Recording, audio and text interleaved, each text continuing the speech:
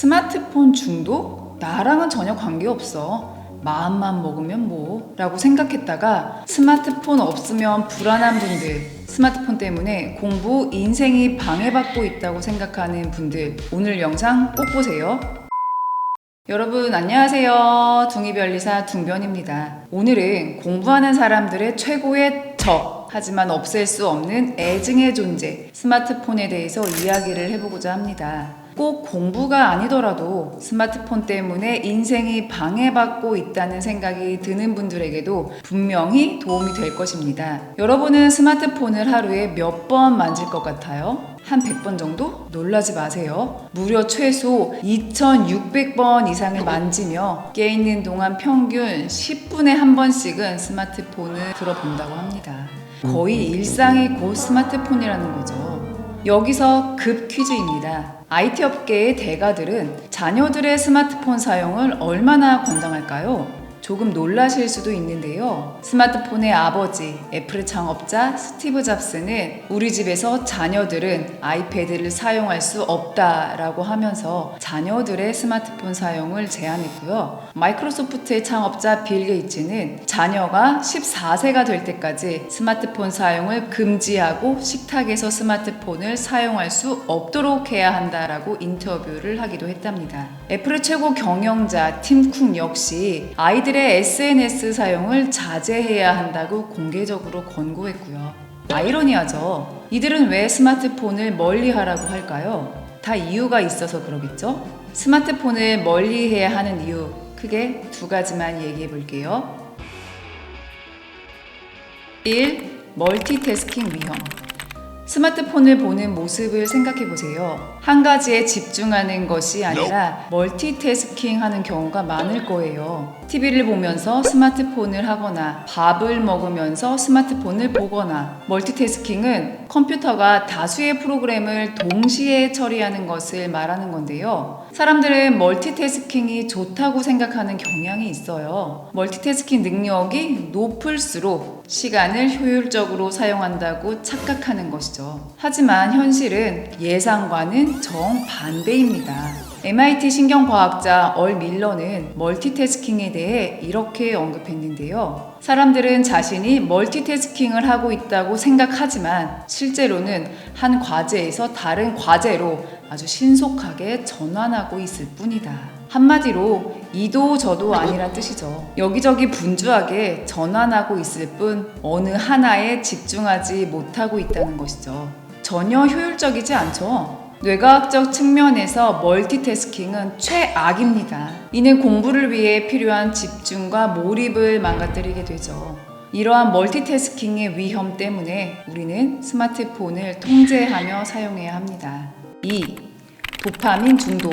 요즘 도파민이라는 단어가 여기저기서 많이 사용되죠. 도파민은 신경세포에서 분비되는 신경 전달 물질이에요. 이 도파민은 양날의 검이에요. 한면은 행복 호르몬과 쾌감 호르몬이지만 또 한편으로는 중독 호르몬이 될 수 있기 때문입니다. 목표를 세우고 하나씩 이루어 나가면 도파민이 분비되어 기분이 좋아져요. 도파민은 보상에 대한 기대감이 클수록 많이 분비되는데 어떤 일을 참고 노력해서 결국 성취했을 때 도파민이 많이 분비되죠. 하지만 도파민을 계속 분비하게 되면 그 행동을 멈출 수가 없게 되는데 이게 바로 중독입니다.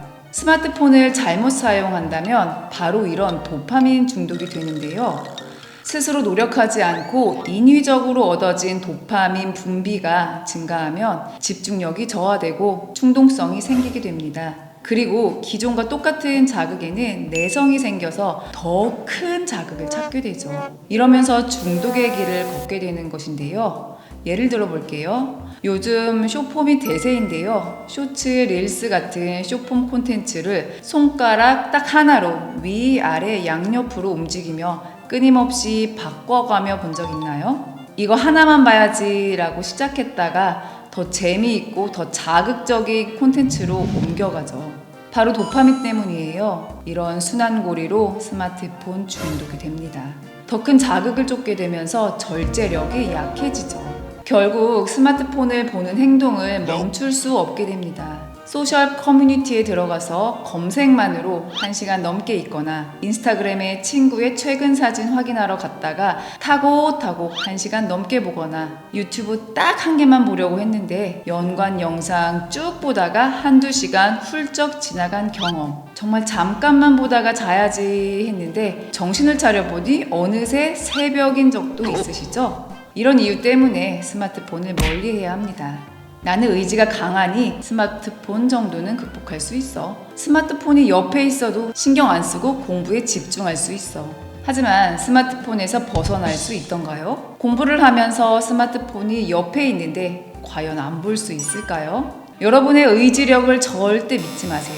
이 말 꼭 기억하세요. 우리는 스마트폰을 이길 수가 없습니다. 다이어트 중인데 식탁에 피자, 치킨, 쿠키 올려놓고서 나는 의지가 강하니까 안 먹을 수 있어 라고 대응한다면 다이어트를 성공할 수 있을까요? 다이어트가 문제가 아니라 얼마도 못 버틸 것입니다.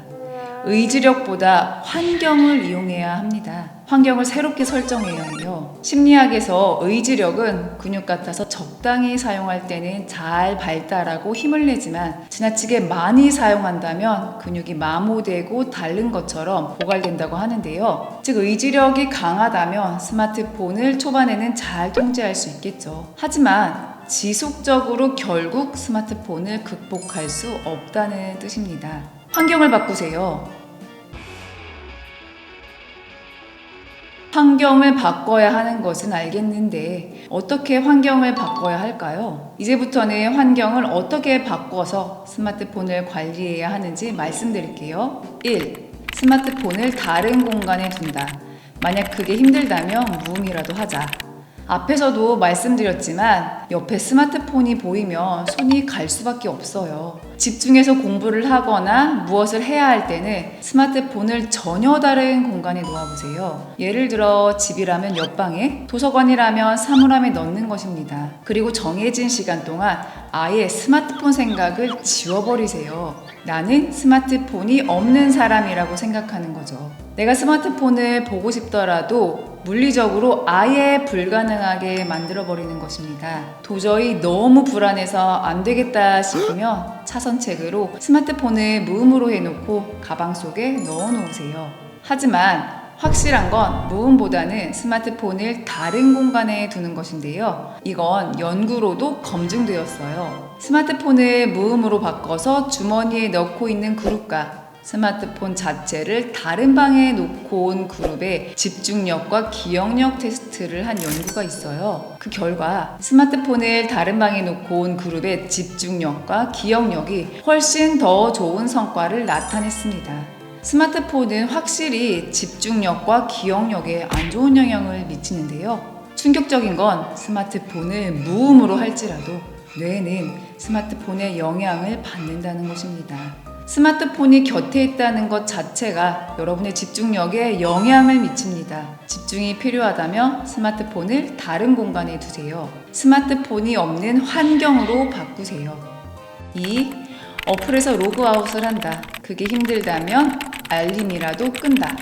요즘 어플들은 자동 로그인이 되어 있어서 일일이 아이디와 비밀번호를 입력할 필요가 없죠. 그냥 누르기만 하면 이용할 수 있죠. 이렇게 로그인 상태가 유지되다 보니 거리낌 없이 무의식 중에 자연스럽게 그 어플에 들어가서 둘러보게 되는데요. 이것을 조금이라도 막기 위해 의도적으로 불편한 시간을 만들어 보세요. 어플 사용한 후 로그아웃을 하고 나오세요. 로그인이라는 불편한 상황을 만들어서 어플의 사용량을 줄이는 것이 핵심입니다. 혹시라도 어플을 열었는데 로그인을 해야 한다면 불편하고 귀찮은 생각에 폰을 내려놓게 하는 겁니다.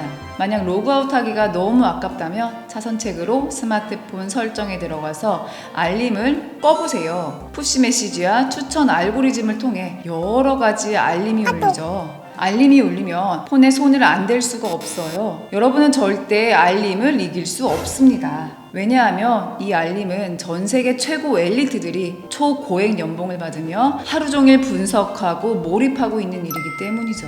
알림을 통해 사람을 어플로 끌고 와서 사람이 구경하게끔 하고 결국 상품을 구매하게 만드는 게 개발자들의 업무입니다. 내 의지로 엘리트 개발자들, 그리고 그들이 만든 알림과 싸워서 이기는데 힘을 쓰는 것보다 차라리 알림을 끄는 편이 나아요. 알림을 끄는 것만으로도 좋은 결과를 만들어낼 수 있습니다. 로그아웃이 너무 힘들다면 시도 때도 없이 오는 알림을 끄는 것도 첫 스텝으로 아주 훌륭합니다.